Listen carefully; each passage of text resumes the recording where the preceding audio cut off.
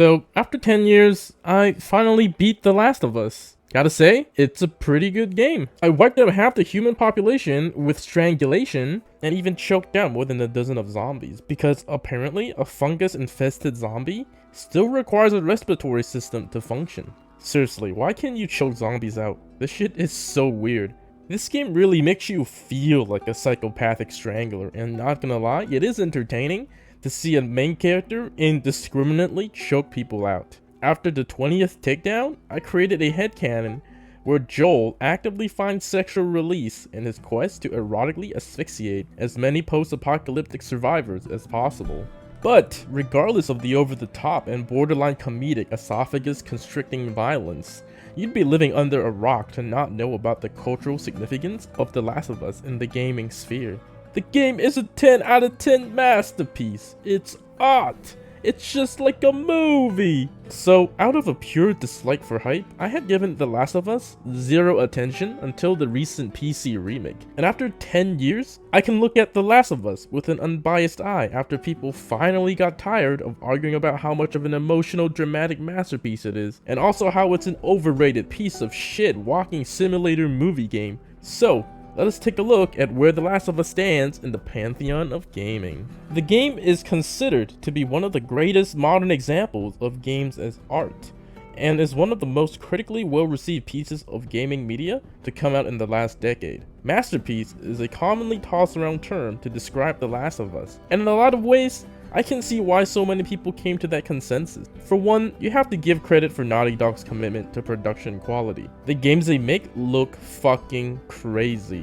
While I'm definitely on the boat of preferring stylized games that have a bit more creativity and uniqueness, I'd be lying to suggest that I'm not consistently impressed by the amount of vibrancy, detail, and density in the worlds that Naughty Dog produces. Traversing the world feels responsive. Characters interact with environments in a fluid and natural way due to the masterful animation. From a tech perspective, there's very little you can fault Naughty Dog for. If there are games that feel like they're AAA, Naughty Dog games are definitely in the contention for number one. You can just feel the redacted $200 million on the screen. But besides objective production value, we still have to look at far more subjective areas. That being the writing of the game. The writing is also something generally praised to be masterful. It is easy to dismiss the story due to its fairly tight retread of tried and true zombie tropes that moves the plot along, but that'd be missing the point of the story entirely. Like them film snobs say, The Last of Us is a character-driven narrative. The game's main narrative goal is to showcase Joel's loss of humanity after losing his daughter and having to embrace a violent, borderline psychopathic lifestyle considering how much strangling he has done. But his inner nature as a protective father simply can't help but resurface when met with Ellie, a young girl that has seen her fair share of loss and violence. But somehow, she still managed to be filled with, spunk. That brings Joel a sense of comfort and affection in a world where those things simply get you killed. The character's relationship is definitely a highlight, and I can see why it's so beloved. Joel coming out of his shell and finding love in his heart is emotional and touching, and Ellie is endearing with her ability to find intrigue and awe in a world that most adult survivors grew jaded and indifferent towards. The gameplay is definitely something met with far more mixed reception. The combat of stealth and gunplay is usually praiseworthy. It's engaging and intense. The ammo scarcity encourages using guns as a last resort, which is awesome because I love watching Joel choke fuckers out. And there's enough mechanics to provide an experience that offers decent player decision making without an overwhelming amount of options that take away from the immersion. On hard difficulty, I find myself desperately moving cover to cover, panicking to get an opportune melee kill and scrounge off whatever ammo scrap is left from my enemy. Each shot I tank recoils and stuns me, punishing me for being overly aggressive when my Call of Duty brain takes over.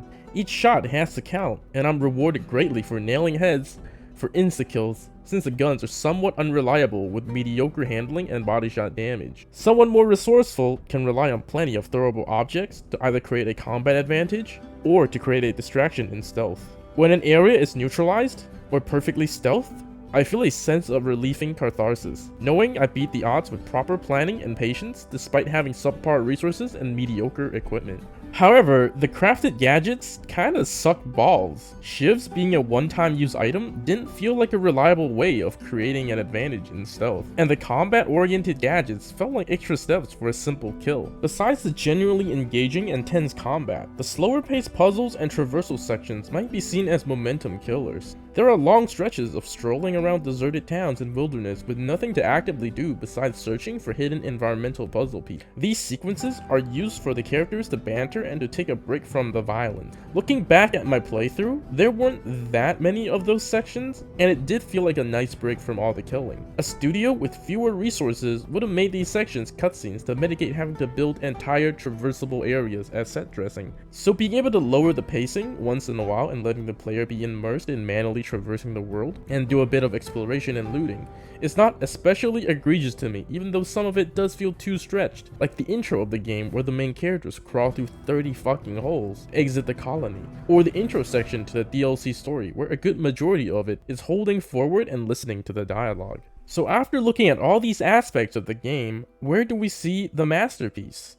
It sure as hell isn't all that apparent to me. Visuals and graphics are definitely godlike, no denying that, but as we all know, good looking games can be complete pieces of shit. The gameplay is fun and challenging in the right ways, but is anyone really cooming their pants at yet another cover-based shooter with stealth mechanics? As polished as it was, it's not something that makes my neurons go off. The writing is definitely where the majority of the praise lies. The dialogue is realistic and delivers on the drama front for sure, and the characters are fairly nuanced in their moral compass. But honestly, that's just par for the course in half-decent post-apocalypse fiction, isn't it? Humans, when pushed to the brink of extinction, become just as bad, if not worse, than the monsters they fight. It is one of the most generic themes within the genre, and The Last of Us rests comfortably within this trope, and uses it to push most of the character's actions. Joel did have a pretty nuanced character arc, and makes a shocking choice at the end, but even for a character-driven narrative, I found it difficult to empathize with the main characters. The first human conflict we come across, Tess says, and I quote, "Fuck this," and just pops the dude in his head, and Joel just goes, "Well, here we go again," and gets into a shootout that resulted in upwards of 20 dead humans. Bitch, I will bash your Bitch! skull unless you turn around and get your dumb ass out of here. Fuck this. Oh my god!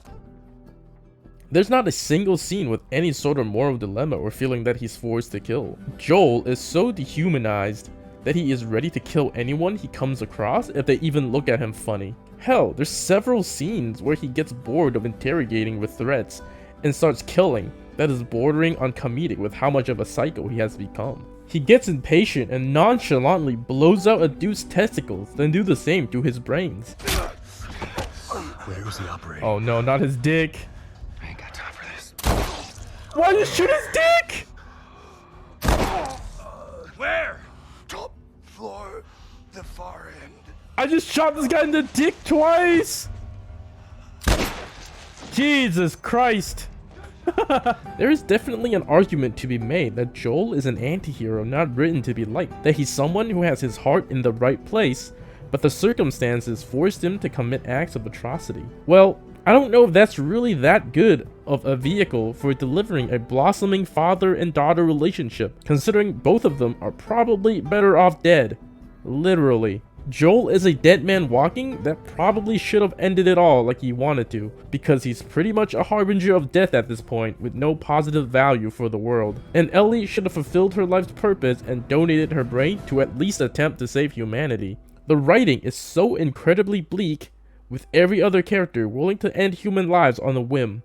Even a 14-year-old girl solves every other problem she has with murder. There is something incredibly surreal seeing a 14-year-old girl in a realistic setting kill with the efficiency of Agent 47 over and over, wiping out entire squads of grown men and shouting taunts, daring more of them to come meet their demise. The Last of Us is a game that wanted to have its cake and eat it too, and judging by the general consensus, it succeeded. Can you make a compelling story in a lawless militant post-apocalyptic world where you play as two highly effective assassins that wipe out almost every survivor colony they run into? Sure, kinda fucked up that they kill everyone they see, but there's probably some morally gray storytelling there. Wait, what? The story is based on their blooming relationship as adopted father and daughter, and the old man assassin wants to teach the younger one how to play guitar right after she stabbed 20 guys in the throat with a switchblade? Sorry, Naughty Dog, my suspension of disbelief stops here. You can't tell me a nuanced story about the scarcity of humanity in the post-apocalyptic world when you want me to wipe out humanity wherever I go. There's a reason the Last of Us TV show cut out almost all of the murdering of humans. It serves no narrative purpose and actively dissuades me from empathizing. When Joel does kill someone in the show, maybe once per episode, it feels tense and desperate, because in the show, he isn't an outright psycho. He's someone that's willing to kill, but only out of absolute desperation and in life or death situations. This is what makes the final confrontation with the Firefly powerful. Human lives in the show are so much more valuable, and this is the first time we see Joel go guns blazing on a large group of human survivors. Largely innocent ones at that. It really makes you question Joel's morals as a human and ask questions about the ramifications of his actions and whether or not he's justified. If you ask players of the game what they thought about Joel's final decision, most people would say it's a no-brainer and to just slaughter the shit out of the Fireflies. Why? Because after this many hours of gameplay, the Joel we play is no different from Captain Price from Call of Duty. He might not have official military training, but tonally, through gameplay, we see him as a badass killing machine that will run through entire survivor camps and kill everyone to save his daughter. What's a few more Fireflies? I've been killing dudes left and right. Who gives a shit about humanity and Fireflies? I'm Joe the Strangler. Don't get in my way, I'm getting my daughter back, bitch, and I will fucking kill you like I did to those 200 other guys I killed along the way. Ultimately, this dissonance highlights the problem with a lot of the greatest games of our era. The Last of Us is a great game, and I went over much of the upsides of the game, but is this storytelling really what is blowing minds? A serviceable post-apocalypse story with great acting and dialogue, with above average stealth-based combat and top-of-the-line visuals, equates to a masterpiece of video gaming? Is this really the pinnacle of what games as art can be? I sometimes can't help but feel cynical that modern gamers are so desperate to prove that games are art while propping up games that have the most bog-standard gameplay with storytelling that relies on cutscenes that replicate TV and movie-style directing and acting. I gotta give props for Naughty Dog where it's due. They've mastered the cinematic movie-like video game formula. Unlike actual movie games like David Cage or Telltale games, Naughty Dog still cares a lot about a game that is fun and challenging. But a formula is exactly that.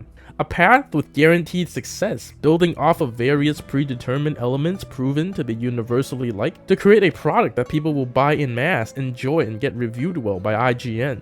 I suppose if you really want to give The Last of Us the title of masterpiece, it's deserving if you give it an asterisk, like mass consumer grade masterpiece. Because I will say that Naughty Dog are experts at pushing the niche of mass market appeal action adventure video games to maximum polish, even if their end products tend to have a slight stench of desperation in an attempt to bait film critics and old people to look at it and go, wow, now this is a mature movie-like story for sensible adults. Next time we as gamers choose a game to represent the artistry of our medium, maybe we should find something that embraces the quirkier and more creative parts of the medium, instead of desperately seeking approval from our friends and showing another hyper-realistic action-adventure shooter and shouting, "Look, this is really good, it looks like a movie."